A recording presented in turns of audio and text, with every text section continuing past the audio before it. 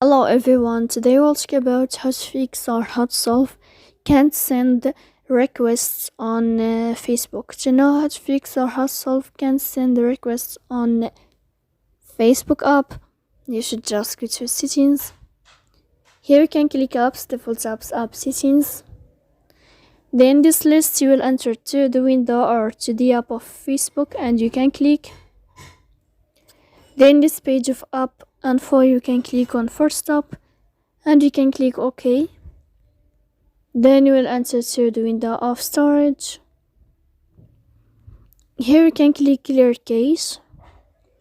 Don't click clear data because that can cause you errors in your app. In the end you can turn off your phone and you can wait a moment to turn on your phone again. So please don't forget to support us by like and subscribe. See you next time in another video.